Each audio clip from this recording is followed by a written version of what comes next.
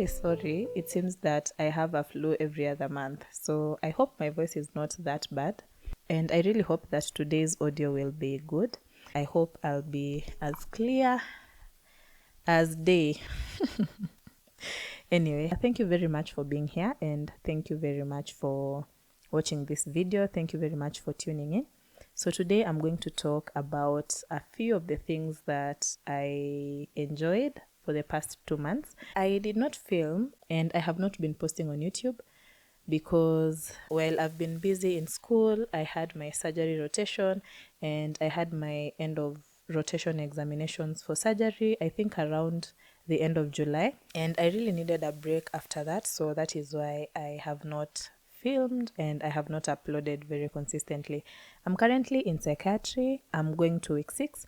And then after that, we are having our end of year examinations, my final examinations in medical school. So I'm just hoping that everything will be fine and everything will be okay. So without further ado, let's get into the video. Let me show you my favorites. Today I'm going to start with books. So for the past 2 months, since I was very busy with my examinations, and since honestly I've been in a kind of slump for the past 2 months, so I have only read 4 books. I've actually finished 3 books. I think I'm okay with that. I'm giving myself grace and I'm allowing myself to rest just before we do our main examinations. I have finished these 2.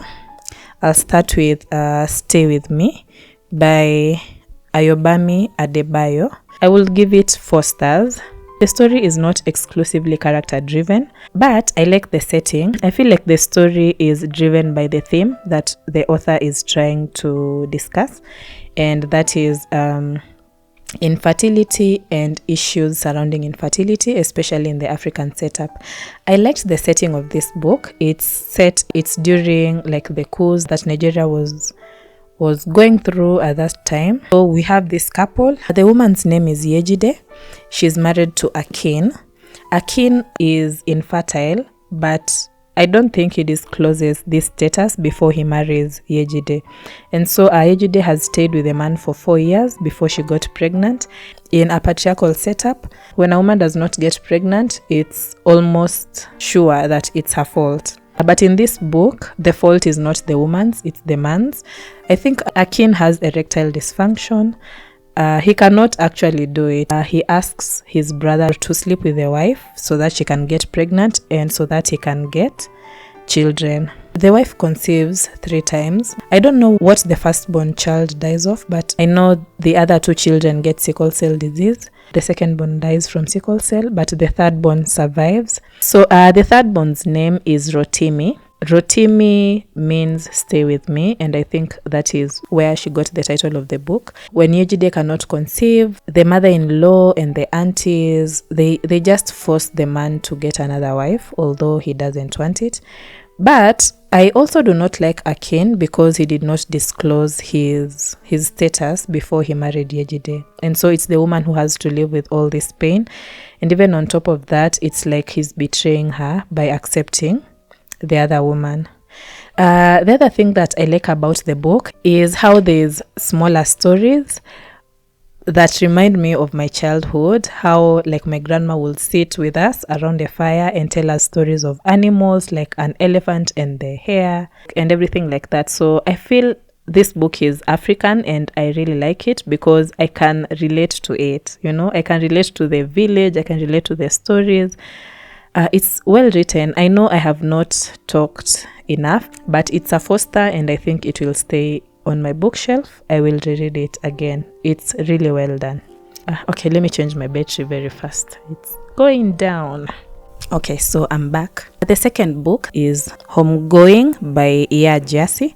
This is a book that explores the descendants of 2 different sisters from Ghana during the transatlantic slave trade. The book starts in an African village setup where slave trade is becoming a thing. Different tribes are fighting, and the people who are captured during the war, I've forgotten the name, hostages of war, something of war, and then so like they're sold. The description of the place where they were held is very disturbing. They were held in dungeons for like weeks and weeks before they are being transported on ships. You know, like when there's no space, you're not even given a chance to go to the bathroom, and like you can just imagine the deplorable conditions, right? So it's a story about two sisters, Ephia and Essie. One is sold into slavery and the other one is married off to a slave trader. And so we have two different generations. So first of all, I liked this book because we have so many characters. We have like a family tree at the beginning. Ephia is married to the slave trader and Essie is taken into slavery. They are from the same woman but different fathers. But their mother gives them like stones as heirlooms.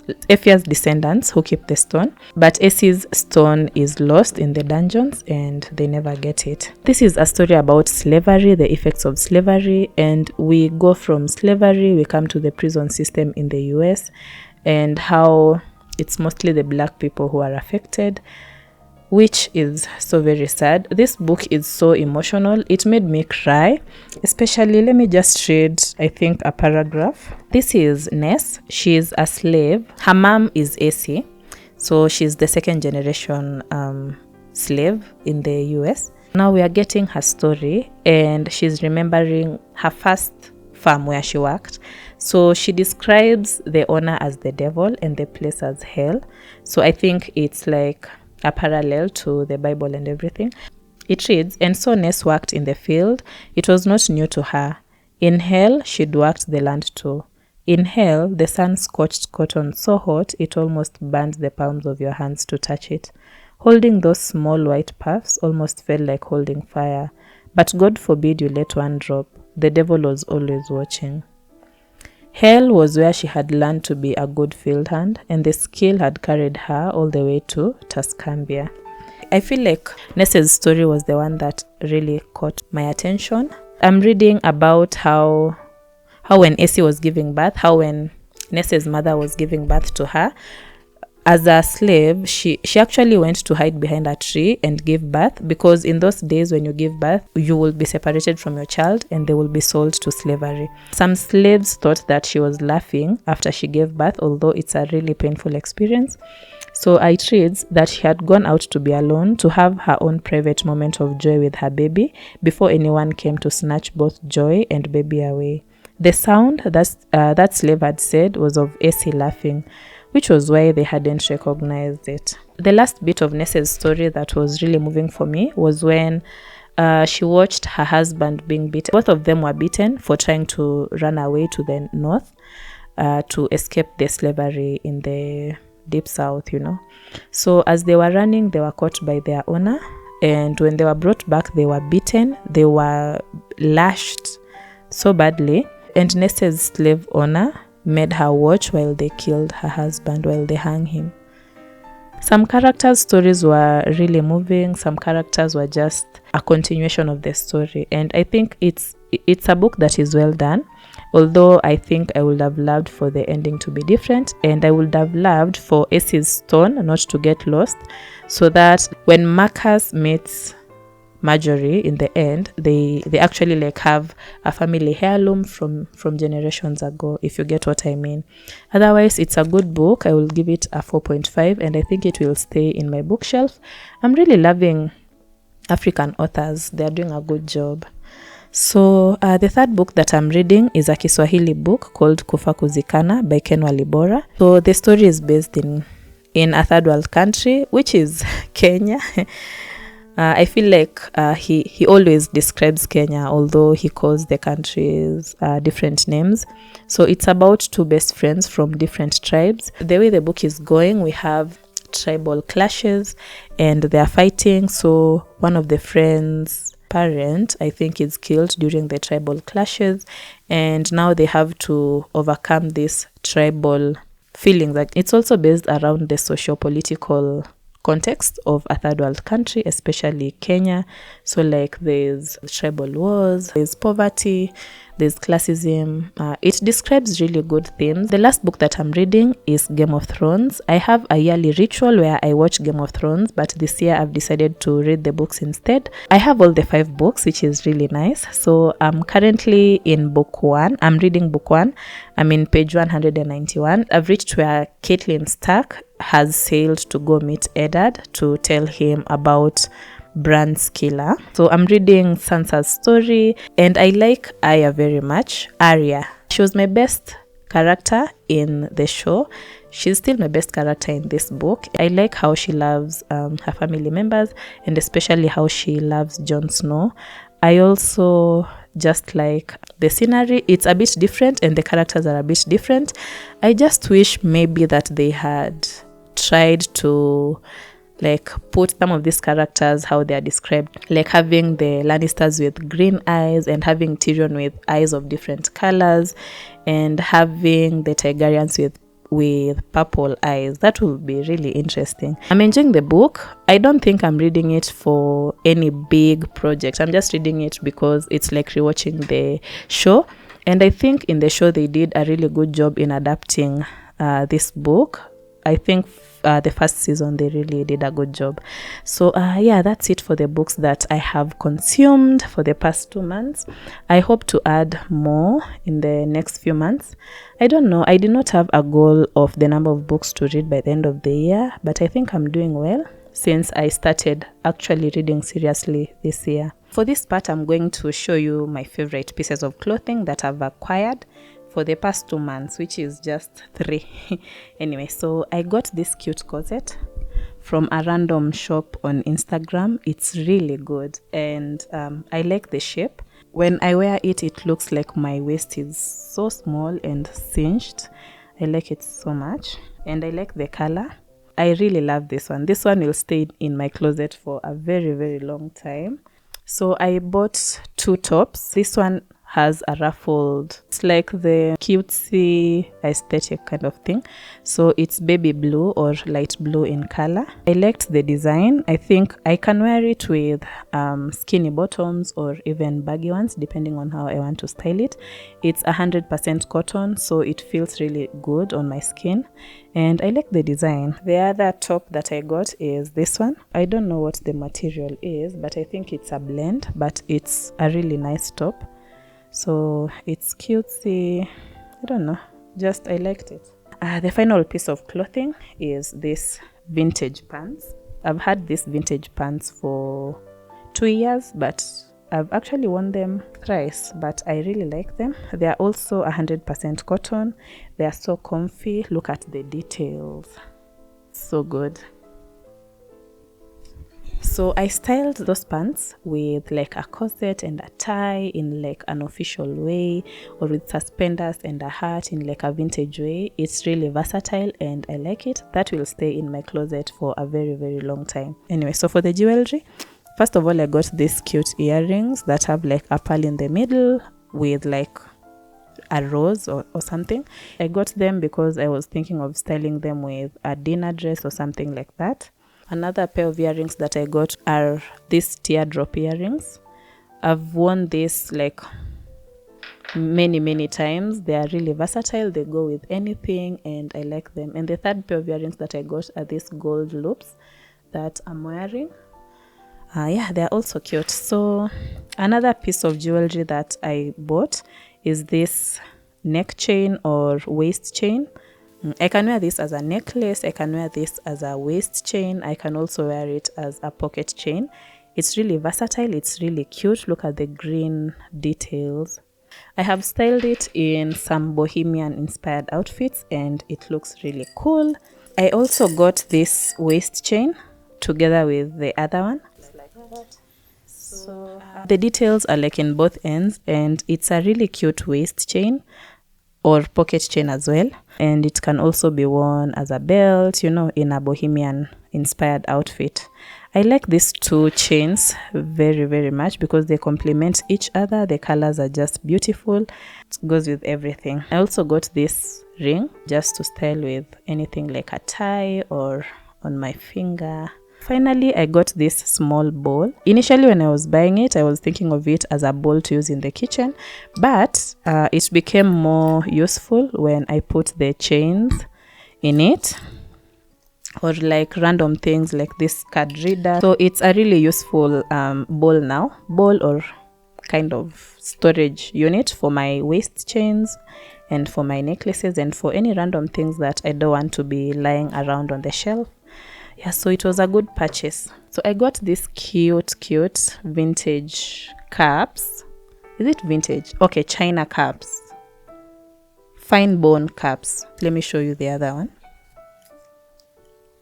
So I got these two in a random vintage store in town. I was just walking and I decided, let me just check out this shop. And to my surprise, I found this, and that shop is where I also got the bowl. These were really good purchases. I'm so proud of myself for getting them. These cups are beautiful. They'll stay on my shelf forever. So let's talk about journaling for a bit. I haven't journaled very well for the past 2 months.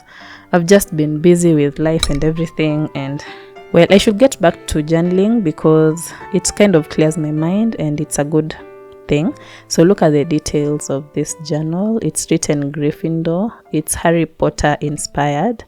I got it from Miniso. Yeah, so look at that logo. So I decided for this journal, I will journal in either Kiswahili or my mother tongue. Just to keep the languages going, because I feel like the more we speak English in the public space or in the workspace, the more we forget our languages, our cultural languages. And I feel like one way to lose culture is to lose your language. That's why I decided to read a Kiswahili book along with English books from other African authors. I think English is important, but we also really need to just speak our local languages to retain our heritage. So yeah, I'm journaling in Kiswahili and in English and in my mother tongue in this book, which is a nice thing, but I should improve on my journaling. The next thing that I'm going to talk about, just maintenance products. So I'll talk about this too.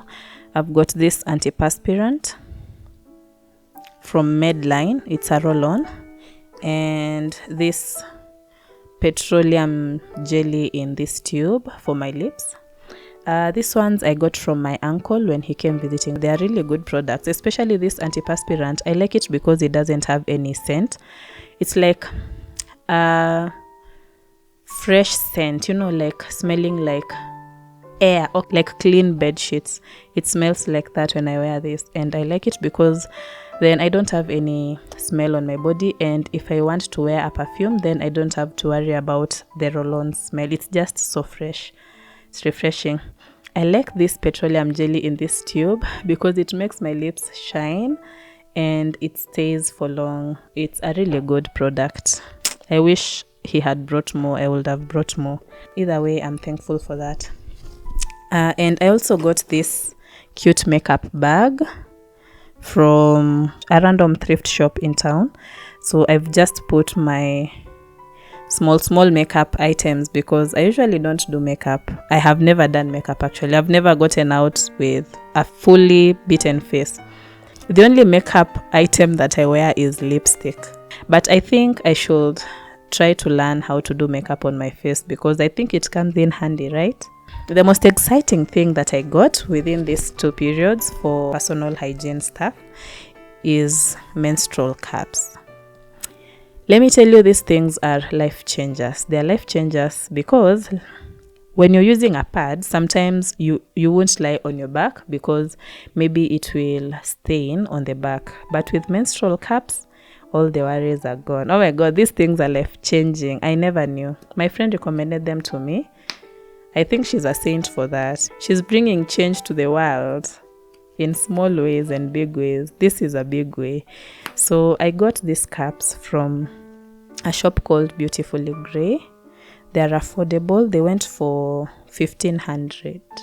or 1,000. I don't know. If you have 1,500, you can get the menstrual cups. I got mine in large and small. Large for the first 2 days of my cycle, because then I have heavy bleeding, and the small one for the rest of the days. Oh my god, these things, let me tell you, if you want to try something that's not a pad, something that you think will stay for long, try menstrual cups. This can stay up to 10 years. And also you can wear them for, depending on your flow, because my flow is usually heavy in the first 2 days. I think I need to change them like 4 hourly, but for day 3 and 4 I can wear them for up to 8 hours, and they're still okay. One of the things that you have to know is how to clean a menstrual cup, but there are so many resources out there on the internet. You can always find the best way for you to clean the cup. Alright, so the next thing that we are going to talk about is my media consumption for the past 2 months. I'll start with music, and as always, Rumba is at the top of my list. It's African, it permeates through African countries, such good vibes.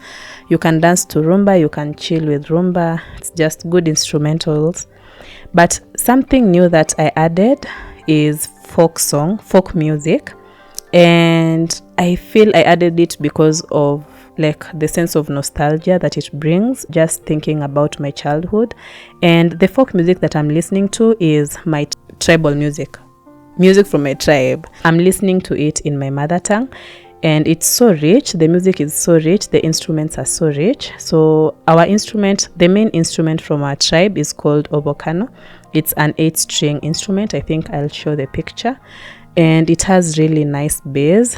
Oh my god, that music is so good. And when I watch the videos and I see how they used to dress in the past, in like leopard skin or hyena skin or cow hides, you know, like the cultural aspects of everything, it's so rich. I feel like the more I've grown up, the more I'm trying to find my roots, even as I grow and branch out to try different things in the world, which is okay. I think you can still stick to your roots, but also explore other things. And I feel like with music, I have experienced some bit of culture with music and with journaling in my language.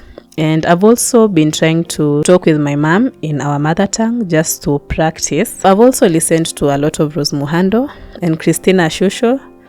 Rose Muhando because it's a good vibe, and Christina Shusho has been my favorite Christian musician ever since I was young. Her songs are elevating and they encourage. That's the music that I've been listening to a lot of times. I haven't listened to a lot of English songs. I've watched social commentary or video essays on YouTube by Hadija Mbowe, Aphrodija. I've watched mostly from Hadija Mbowe, and I've watched themes around aging, around the patriarchy and feminism.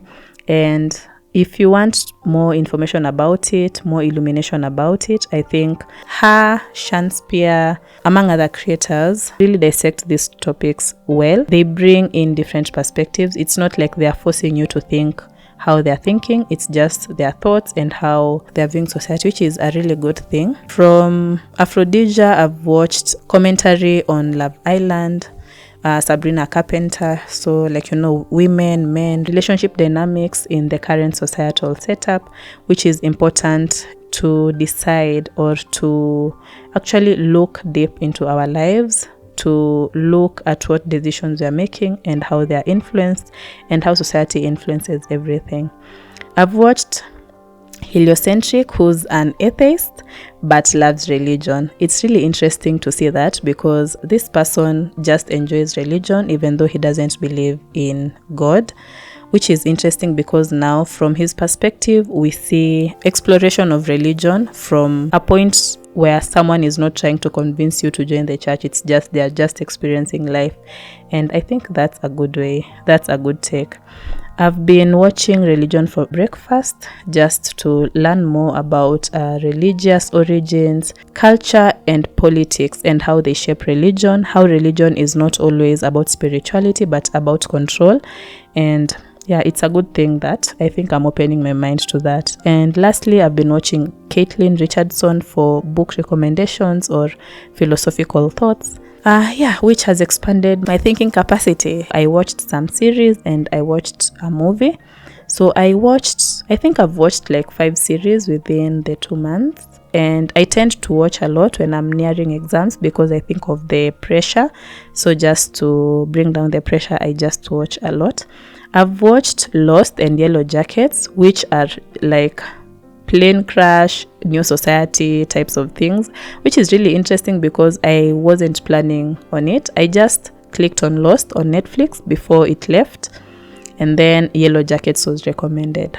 So these two are related. And then I've watched The Last Kingdom, I've watched Dynasty just to pass time, and I have watched Sirens. I'm in episode 4, I'm remaining with episode 5. So just to dissect a bit on the series, Lost is like they've crashed in a plane. I actually watched the first 4 seasons. I did not watch season 5 and 6 because it got off Netflix. But from there, so like there's a plane crash and they have to develop their own civilization kind of, because there's no help that is coming soon. Now here they explore, I think, the themes of building societal structure, from scratch. Like you have nothing, you have to hunt for food, you have to look for water. So like how society is set up, like different perspectives from different people in a different land and how they will kind of bring up their society. And then like we're looking at their past lives, at how rich their lives were, and all the nuance in life. And from Lost, I've learned that life is not black and white. It's more gray than we think. And if we approach life as being gray, I think then we'll have more grace to extend to ourselves and to others, because then like with nuance, you can always think about why the other person is making these decisions, about why the other person is talking like that, because culture influences a lot of things, where we come from, our skin color, how we talk, everything. It also explores the themes of existentialism, like what is the point of everything, like what is the point of all this suffering. These characters had very complicated lives before they came here, so it was interesting seeing how like the decisions that they made in the past lives influenced their decisions in this new island. For Yellow Jackets, it's like a high school team that's going to play soccer. So like they crash on a plane. There's no help that comes for like 18 months. And so it's mostly girls. We have 3 men. We have the coach. We have one guy called Harvey and his brother. And the rest are female. They have to figure out how to survive in this land. Survival, there's seasons, right? They transition into winter, and during winter it's hard to find food. So like hunting for food becomes so hard, and they have to find a way to eat. In the end, they resort to cannibalism, which is problematic. But in this case, I think the point of the show was to try and show us that no decisions are made unilaterally, and we really have to put ourselves in the shoes of other people. Now, let's say if you were in a plane crash and you had to survive, and the only food that you have is someone who's dead, what would you do? Would you rather starve to death, or would you eat the person while you wait for help? Eventually they are helped, and so like we see their lives after and how it affected them, like all the PTSD and everything. One interesting thing from this show is how they explored mental health issues, especially because it was set in the 1990s, where mental health was not looked at in a favorable way. So like they explored all the nuances around it. One of the characters, Charlotte or Lottie, has schizophrenia. But now after like they get off the island, she kind of starts a cult, she grows this cult. But now we see that she goes to therapy, but in the therapy room there's no one there. It's just she's talking to like maybe a projected version of a therapist, and now she's making decisions based on that. She has all these followers who are following her, who are following advice from a hallucination. It also shows like how she was treated and how she got better for a while, which is also good.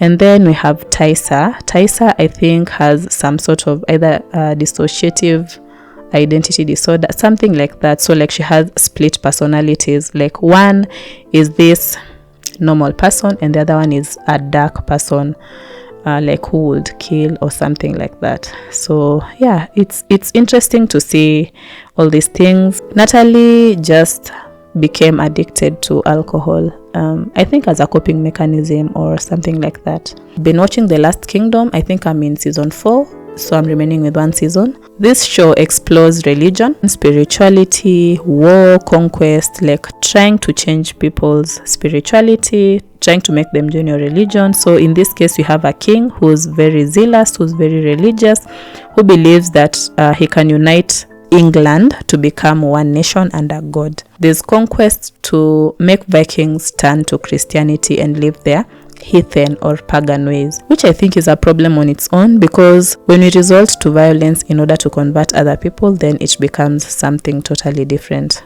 And that makes religion become a weapon, a tool for control rather than a tool for giving people peace. That religion can be both good and bad. Religion can give us zeal, it can give us strength to live every day, it can give us strength to serve other people, but when used badly, it can also harm a lot of people.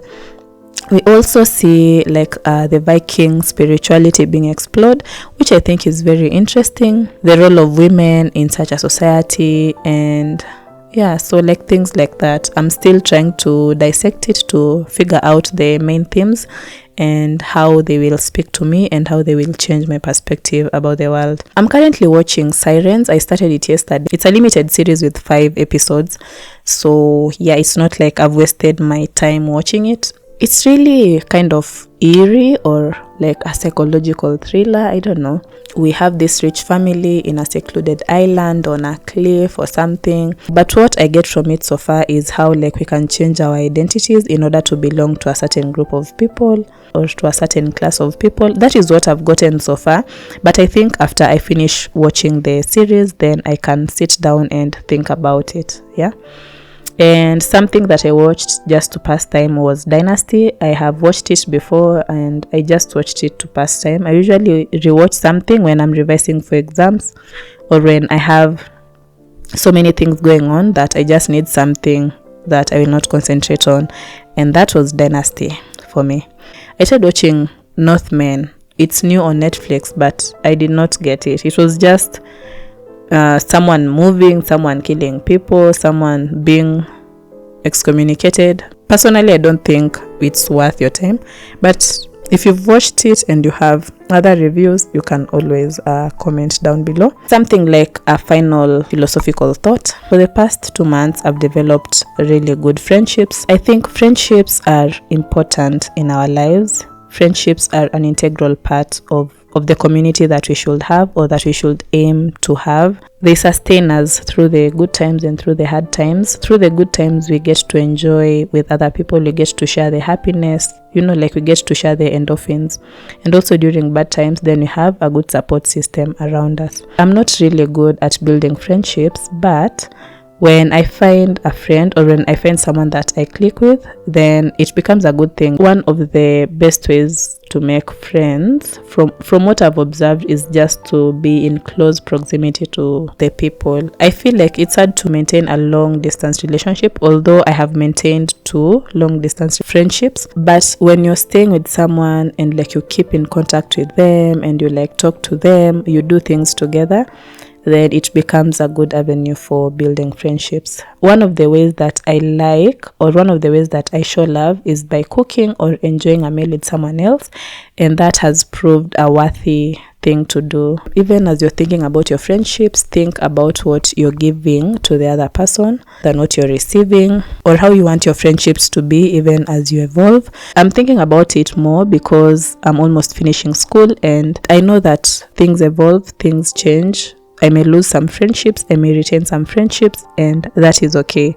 I'm always ready to explore other friendships. I'm always ready to find other people to commune with, to have a community around, Community is important for our mental health. That is one most important thing that I've learned as I rotate in psychiatry. So just try and maintain your friendships, right? That's it for today. I have talked a lot. This video will be long. I have filmed for 1 hour right now, but I really hope you enjoy the video. I really hope the audio was good, and I hope you got something from this sharing. 2 months is a long time and a lot goes on in 2 months, so this is just a recap. This is just memories that I will store online, and I hope that something inspired you in this video, whether it's getting like cute fine bone china cups or getting a good deodorant, or having a good time with your friends, or journaling, or going back to your cultural roots, even as you grow older and explore other things in the world. Just be free to explore other things, but also be free to find your own roots and to find your own community. Thank you so much. Thank you so much for being here. Thank you for supporting this channel, and thank you for watching this video. I hope it was enlightening for you.